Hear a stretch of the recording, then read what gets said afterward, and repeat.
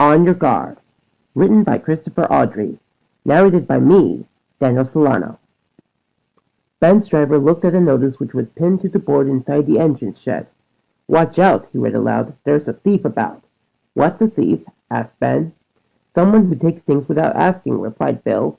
"Like Bogle did with our trucks once?" "That's right," agreed Bill. "So driver says we must be on our guard." Ben was dismayed. "My guard's nice," he wailed. "I don't want to hurt him." His driver tried to explain.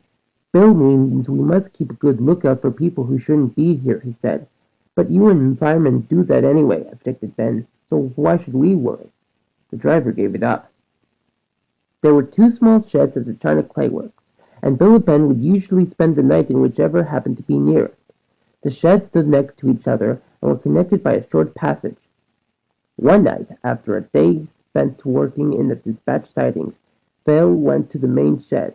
Ben, who had been up at the clay pits, came back late and went to the other. The drivers put out their fires, cleaned them, and went home. Ben woke during the night feeling lonely. He wondered for a moment what had wakened him, and then heard a door close softly. Driver must have come back for something, he thought. He was preparing to go to sleep again when he heard the sound of a nearby footstep. Opening his eyes, he could just make out a dark figure coming towards him. "Who's there?" he asked, his voice echoing eerily in the empty shed.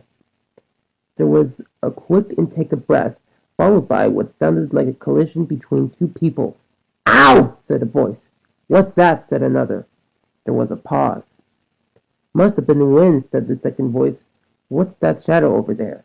The first man switched on the torch and was found that the shadow was Ben. "Only an engine," he said. "Nothing to worry about. Where does that passage go?"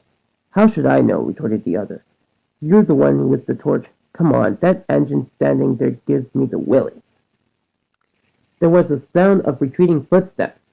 Ben realized that the men must have left both passage doors open, for soon he heard Bill's voice.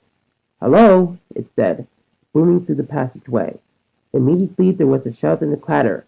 Feet ran back along the passage and back into Ben's shed. "Boo!" said Ben playfully. It was too much for the intruders. "That engine's back there again," wailed one. "I'm off!" Careless of noise now, the two made for the main door of the shed, shot through it, and slammed it behind them. Next morning, the drivers found a broken torch lying on the floor at Bill's end of the passage. "Who's been here in the night?" they asked the engines. "Don't know," said Bill. "Ben and I wanted to play, but they shouted and ran away." Ben's driver had been checking around the shed. "Nothing seems to be missing," he said. "You're pulling our leg," he accused the engines. "We're not," squeaked Bill and Ben indignantly. "There were two men, and when we tried to play hide-and-seek, they ran away. They must have dropped the torch when they went." The drivers remained unconvinced. The end.